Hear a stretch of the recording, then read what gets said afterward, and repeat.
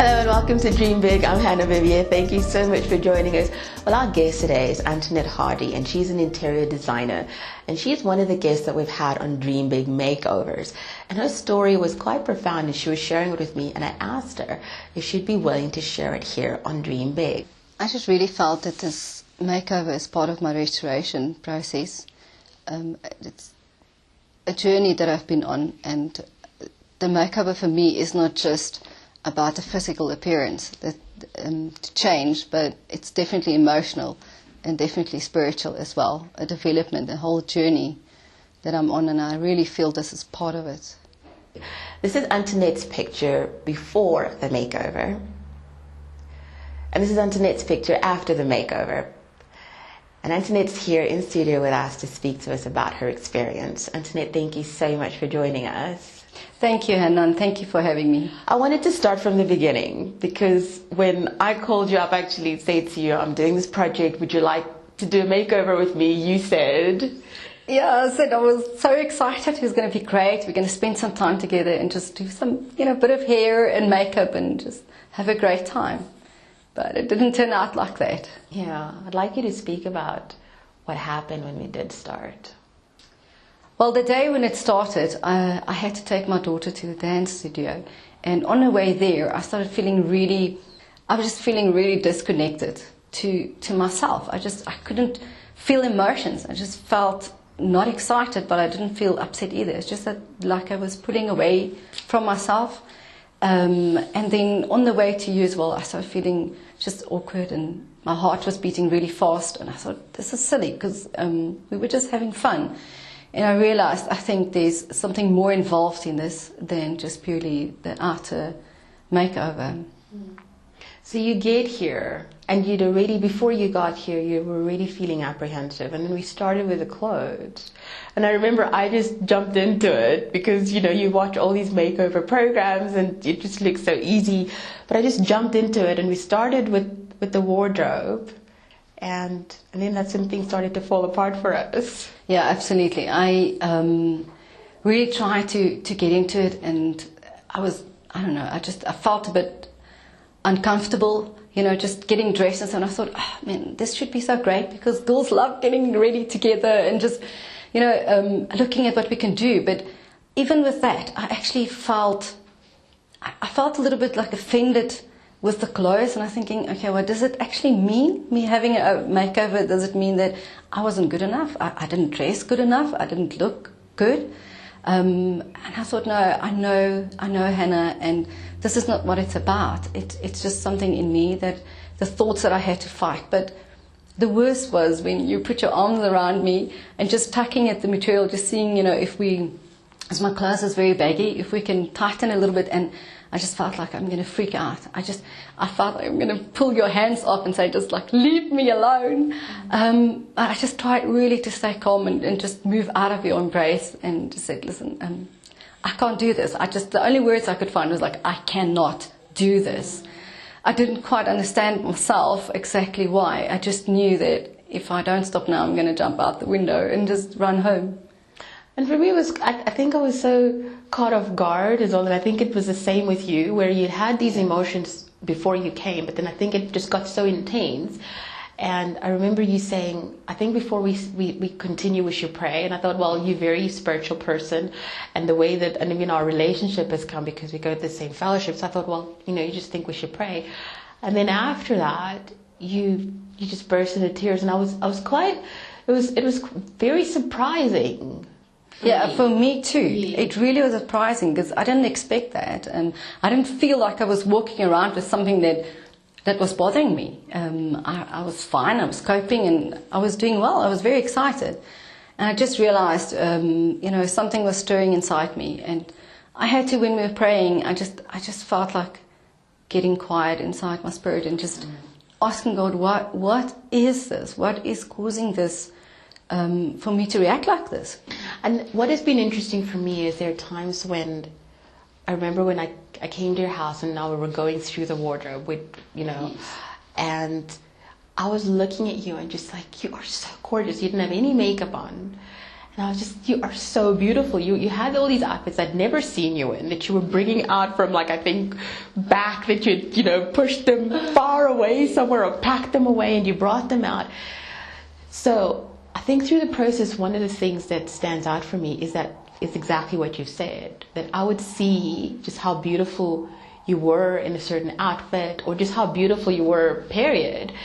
And you would be so resistant to that and not being able to see that. And I remember that when we're talking about the skirt was too short, I remember even saying to you, this is something you can wear to work, because it was a decent length for me, but for you it was too much. So when you look at the process and the journey that you've been, what for you was causing that to feel so uncomfortable, to feel so exposed, to feel so naked, and to want to cover up so much? I think what is important is to realize that I didn't know this.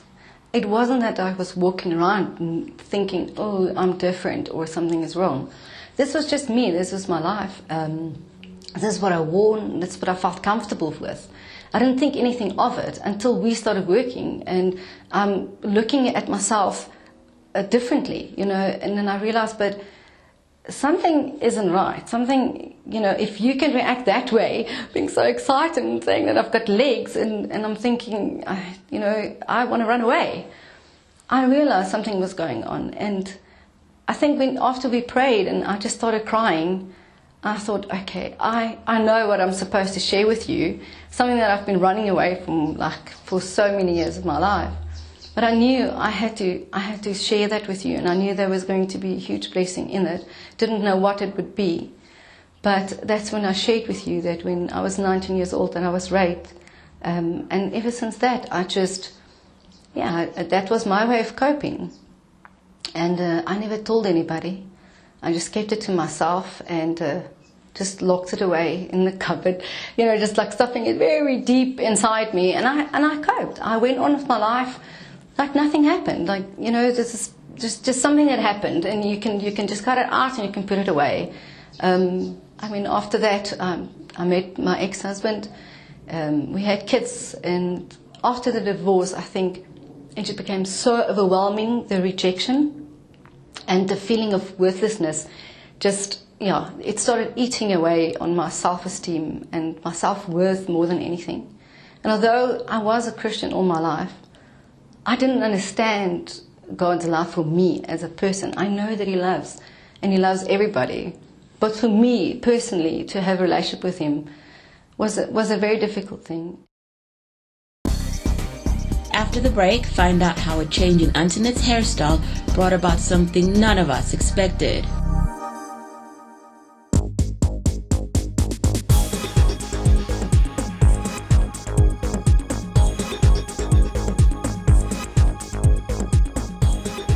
Go where the opportunity is. It's not in Europe.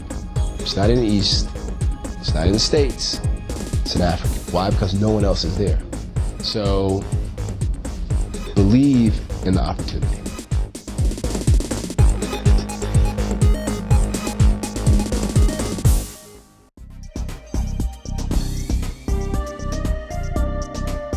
But some of the things that have been happening have been profound. And they've seemed insignificant. They've seemed small. On that day, because you only told me about this when we met again, I think a week later. So at that time, I didn't even know this is what was going on in your head. But something else that was again, we just thought, well, it's just a by the way, so you look better, is we had your hair done. And we had extensions put in because we wanted length and all of that. And even that ended up ministering to you. Absolutely. I think that's probably the most profound thing that we've done through this whole process. And once again, I've got to tell you, with the extensions, I think that was more your idea than my idea. But at that stage, like you're saying, we meet, and then I would have a few hours, we'll have great fun, and then I will just reach the stage and I think, okay, Hannah, I've had enough. And it would be so quick, and I say, okay, thank you very much, it's been awesome, but I need to go now.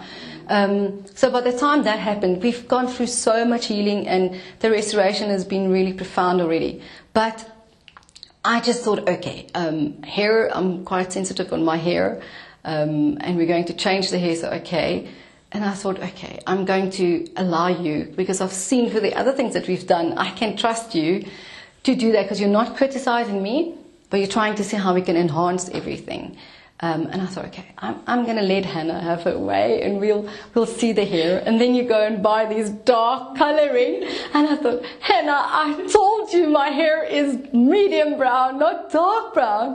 And I was actually really upset. And I still say to the kids now, I've got to color my hair. What am I going to do? The shops are closed. I can't return it because you wrote my name on the box. What am I going to do with this? So I thought, okay, just stay calm. And I colored my hair. And as I went, out and I dried my hair, and I looked at myself and I thought, wow, this is so nice. I really, really like the color. And I actually felt so, how am I going to handle this now? Because I was saying, no, dark color doesn't suit my face, and now it suits my face. So I called the kids and I said, okay, come and look at it. And they're both like, oh, Mom, it looks so nice. It really looks nice. And I must say, at that moment, I really just felt more confident. It felt awesome to look at myself and go, that looks nice. And I felt very positive to go for the extensions. And when I got there, and the color ended up being exactly the same as what we colored. And we wouldn't have known that before the time, because she wasn't involved in buying the color. And also my hair still had a little bit of a red tinge in it. And she ended up choosing the same extensions with the same dark with a red tinge in it. And it was absolutely amazing. But I think the profound part is when she was putting this in, and I was so scared because I'm so sensitive to my scalp, and I know that you said... I even said to you that, prepare to not sleep the first or second night and have, lots of panados. Yeah, because it's so sore, but it really wasn't. It really wasn't. I enjoyed the whole process of meeting her and just chatting, and I was so relaxed. And she was doing my hair, and I was thinking, okay, now it's going to get really sore, and I'm trying to hold out. And it wasn't. There was tucking and stuff, but it really wasn't that painful. And I went home, and I still remember when I went home, and I thought, somehow I feel different. It's not something that I can say what it is, but I feel different. And the next day, I realized when I was walking that I was really walking so straight, so upright. And it's something that I've always struggled with. I tend to bow forward when I sit or stand. And the weight of the hair was just pulling my head in the back, and it just sort of kept my chin up, and it's just a posture thing. It's a posture that changed. But you'd also say to me that you'd had neck problems, yes. And as soon as she put the hair in... Yes, I had neck problems for many, many, many years. But since I've put the extensions in, it just kept, I think that the position of everything just fell in line. It just aligned my body. It's something so insignificant, as you said, is I never would have put extensions. I've never in my life actually thought of putting extensions in. It hasn't been part of me. I remember when we went to fit the wigs, we were playing around with wigs. It's the only way I could consider changing my hairstyle, because I didn't want to look at it. And yet when I put it in, it feels so natural. It actually it doesn't feel like I have extension. It just feels, and more than that is that there's more. Yes, there's more.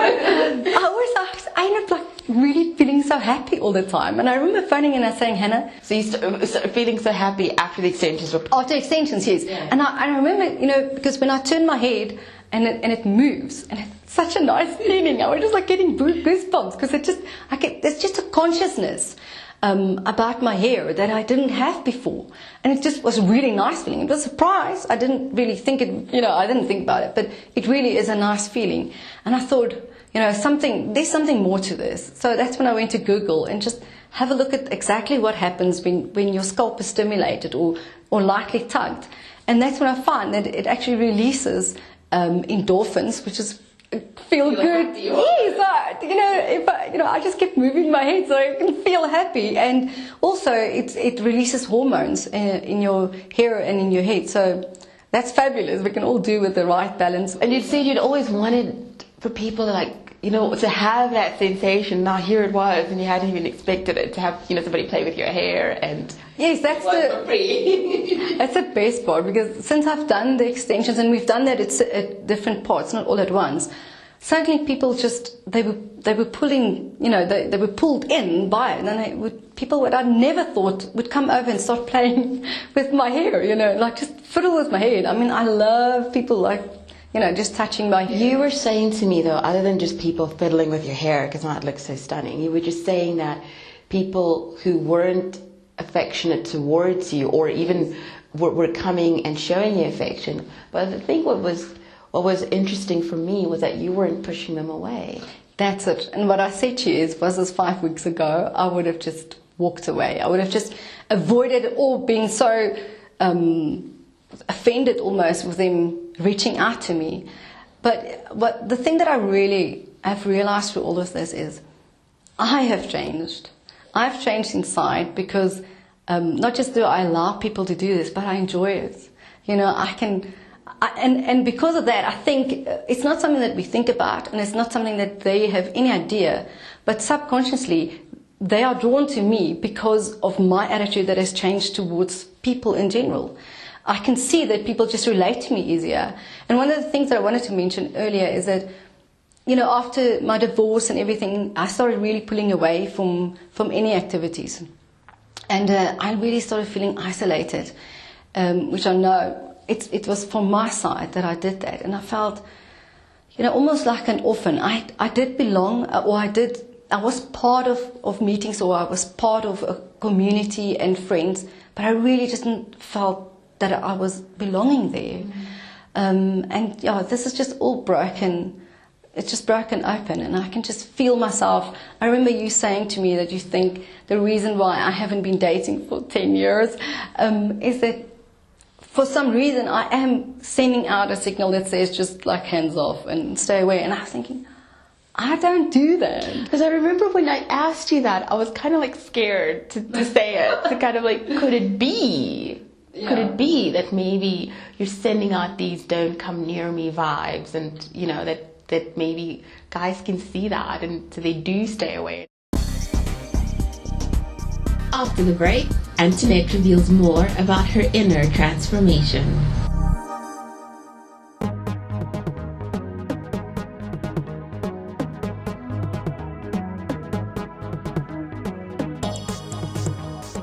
It's very important to change how you think.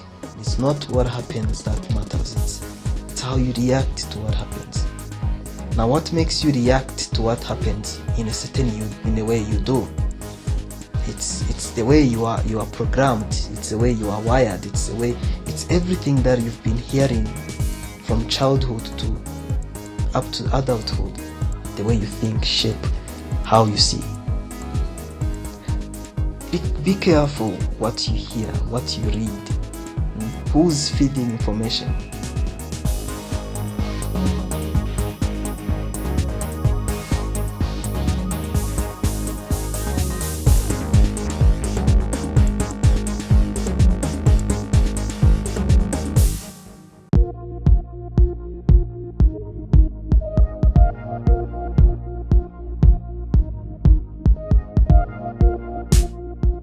Turn that hurt into fighting, and I get angry at the pharmaceutical company for not registering it, but it just gives me so much more passion to fight for this, because I know people will live because of this drug.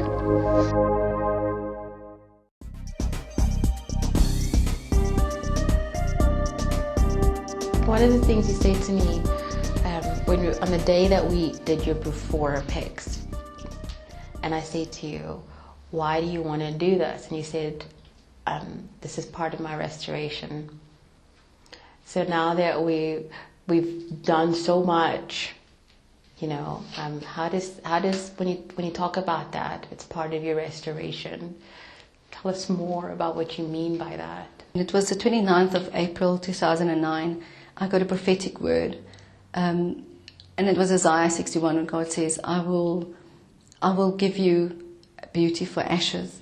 And it just really meant so much to me, because I just felt like I didn't recognize myself in the mirror anymore.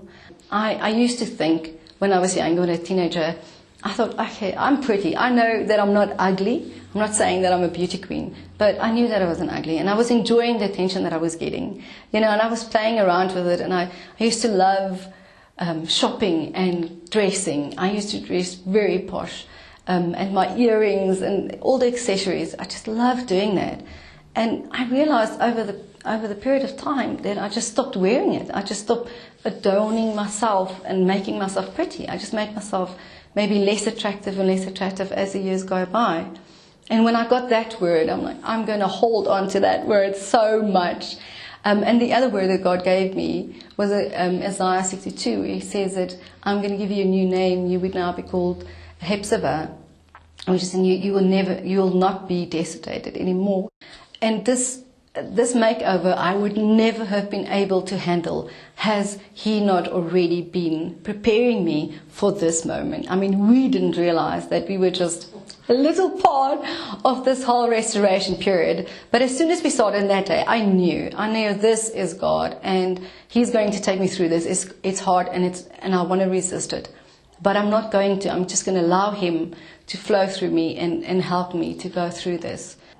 Why do you feel that it's important for you to talk about what had happened and how you say that it caused you to cover up, and that part of that restoration has been to recover from that incident of the rape that had happened? It was something that I think I've told maybe 2 or 3 people in my life before. And last night, actually it started yesterday morning. The whole week, actually, when you asked me, I want to speak, and that was a bit overwhelming. And I said, okay, that wasn't part of it to speak about the whole process. It wasn't part of it. And it was okay because it was all behind the scenes, and I can cry and we can, do whatever we did. It wasn't going to be public. And then, the whole week I've been trying to put down the things that we can talk about today. It just didn't make sense. It just didn't flow. And usually I'm quite good with, just talking and putting things on paper. But it didn't flow. The whole week I was struggling with it. And then Sunday morning I thought, okay, I'm not getting it. There's something that I'm missing. And I really just sat down and I thought, okay, God, where are we going with this? Because, and deep inside, I knew where we were going. Because I know God has been talking to me the whole week about talking about this. And I thought, no, I'm not going there. It's not necessary. This is not what it's about. This is not about the rape. This is about your restoration. God, and you have led me here not to come and expose something like that. But yet I sat and I listened to what God said, and He just talked into my heart, and I struggled with it. And on the way to church, I said to God, okay, but why? Just tell me, why do I have to share that part? And God I really felt God saying to me that, how would you know who I want to reach with your story? And I just thought, God, if just one person that is going through the same thing that I'm going through, that has years of just feeling insignificant and unworthy, purely because they do not understand God's love for them, He's wanting and yearning to restore them. It is so big, but we don't allow that. But that's what God wants for us, and He's given me many opportunities. I just didn't know how to accept it. And I thought, God, if just one person, even if it wasn't rape, maybe it's a different abuse, or just a feeling that they have that is saying it would be so worth to tell my story. And it is hard. It is not an easy thing.